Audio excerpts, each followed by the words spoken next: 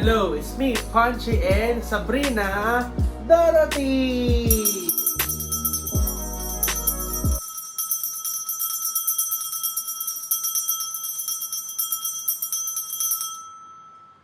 Alright, so today, magre-review at mag-unbox tayo nito. Ano? Tadan! Tadan! Oh my God, ang laki, ang bigat. Ito po ay ang IKEA Sand-Soak Cabinet, Anthracite Outdoor Indoor. Ayan. 3,999. Ayan. So, metal cabinet siya na gusto kong lagyan ng mga plato. Ayan. So, ganyan itsura niya, guys. Ilalagay ko yung link sa description box down below kung balak niyong bumili nito. So, yes, buksan na natin to and check natin kung maganda ba siya. Let's go! Hello. So, ito na siya. Ito na yung IKEA Sand. So, again, ano siya? Metal cabinet. 3,999. So, kulay black yung binili ko. Pwede siyang indoors and outdoors. Ayan, o. Ayan. Cabinet siya. Pwede lagyan ng damit, paso, alak, paninda. Bala ko siyang lagyan ng mga plato. Kasi yung lagayan ng plato ko, ayan siya, ang cringe. So, palitan na natin ito yung aking Christmas gift sa aking sarili. So, buksan na natin siya. Ganito siya dumating. Parcel, yung pinili ko. Mabigat siya.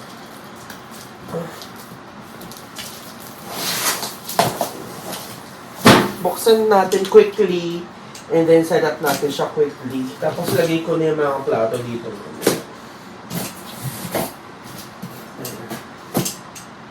Ayan.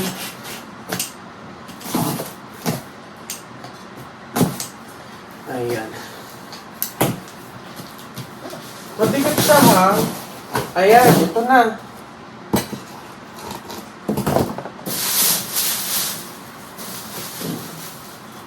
Ito yung isa. 1.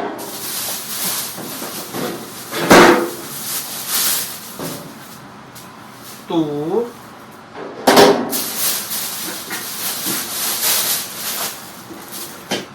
3. Ito yung mga shelf na yata sa loob. Siya ba dito? Ito ko sila lagi eh. Oh, okay lang siya. Hala, parang may damage na siya. May damage na siya. Tapos ito, may dalawang ganyan. Merong, ano na siya, meron siyang umbok. Maarte pa naman ako. Ano ba yun? Tapos may mga ganito. Ito.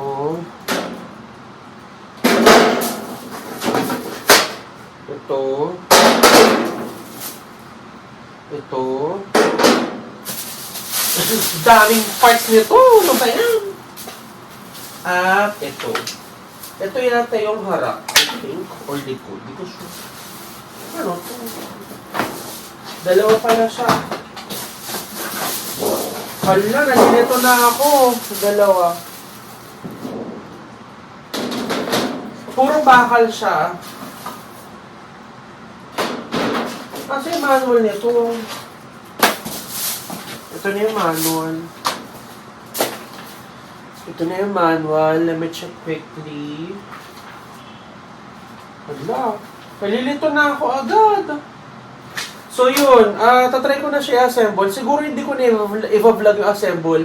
Makikita nyo naman yung, yung instructions manual online. So, try ko na siya i-setup and then papakita ko sa inyo after ko i-setup ko ano na itsura niya and then lagyan na natin yung mga plato. Yun lang. So yun. Or try ko mag-time-lapse.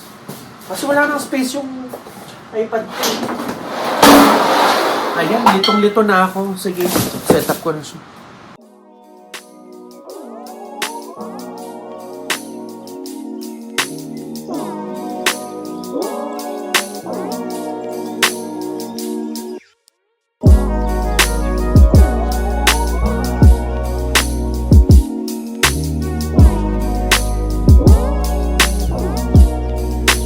Alright, so tapos ko na rin siyang i-set up. Isang oras ko siyang ginawa. Pagod na pagod ako. Ayan, so ito na yung itsura niya, guys. Ayan. Ito yung harap. Dito yung handle niya. Pag ganyan, o. So, meron siyang 1, 2, dalawang shelf sa loob. And then, sa gilid, ito yung itsura niya. 1, almost dalawang dangkal. And then, tangkad niya, 1, 2, 3, 4. Apat na dangkal. Tapos yung ganito niya, 1, 2, 3. Tatlong dangkal. Lalagay ko na lang yung link sa description box para makita nyo saan mabibili at yung mismong dimension niya. May butas dito sa likod para pwede mo siyang i-mount sa may pader. Hindi siya pwede nakamount sa wall, sa may mataas, sa may floor lang talaga siya pwede. Ayan.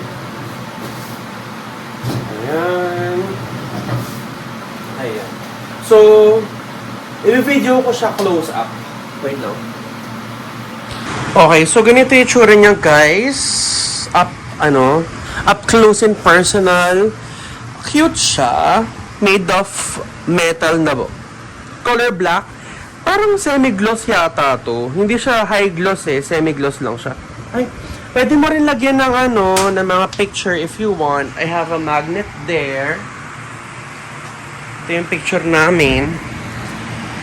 Cute no. Pwede lagyan siya ng mga picture-picture rin. Ito yung loob niya. May dalawang shelf. Ikaw kung anong gusto mong height, bahala ka na. Ayan. Tapos meron siya ditong magnet na nagko-close kunyari. Meron din na super matinding magnet. Ba't ganito to? Naka-usli yung lalim. Ano ba yun? Naubusan ng memory yung phone ko na putol. So ito na siya. Ito na yung IKEA Sanso. Ito yung aking Havel na IKEA table. Ilalagay ko siya sa ilalim. Kasya siya. Medyo naka-usli konti. Pero okay lang siya. No? Naka-vegan siya. Oh. And then try ko kung kasya itong upuan. Sa gilid. Kasya pa naman ito isang upuan. Yeah, okay lang siya. Ganito yung magiging setup niya. Ayan. Lapit kayo konti. Ayan. So, ito na yung IKEA Sanso. Ayan. May metal siya, so pwede mo siyang lagyan ng mga pictures if you want. And ito na yung loob.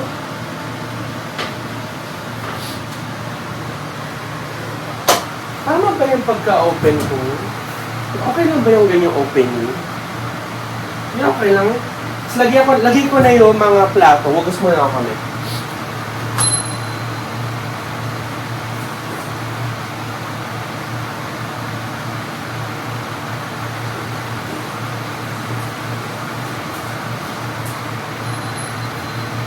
Wait lang. Wagas lang ako ng kamay kasi lagyan ko yung mga plato. So, unahin ko ilagay yung mga babasagin. Ito yung crate and barrel na sosyalan niya. Ilagay ko na lang dito sa may bandang baba.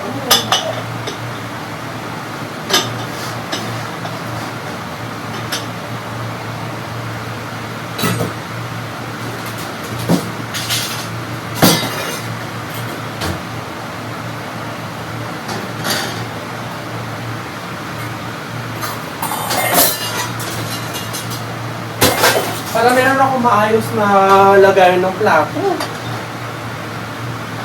Kasi yung plato ko yung patong-patong. Omega daw, saya-saya. Naka-display na si Creed Darrow. Ayan na siya. Kasya ba? Okay lang. Kaya kasya na sila. Ayan, oh. Ayan yung crate and barrel. And then, ito mga plato na pang meal prep. Ay, nalaglag. Pang meal prep.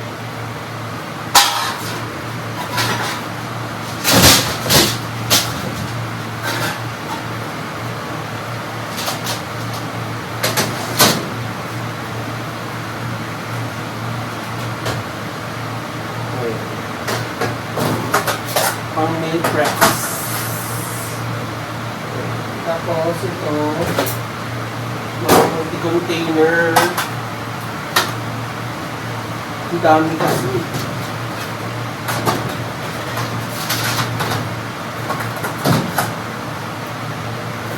Ang dami.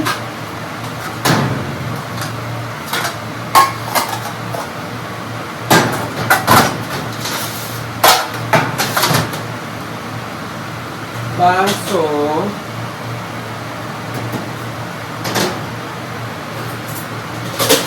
Kutsara.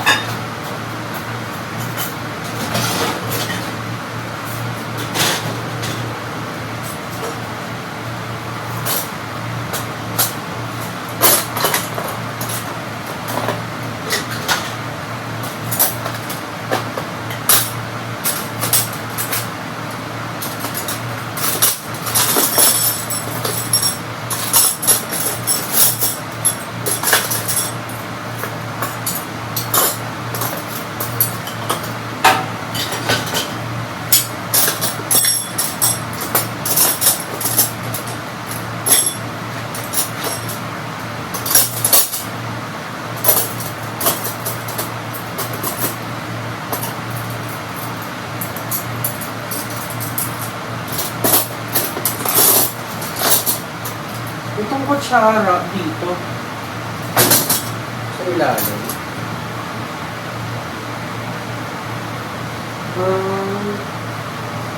Ito. May baso pa pala. Mapasagin. Ayan, okay na.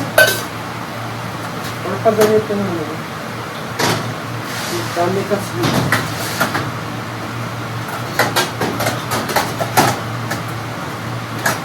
Ayan.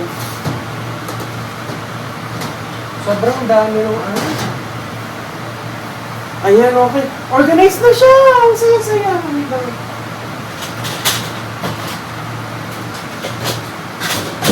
Lagay ng sausawan.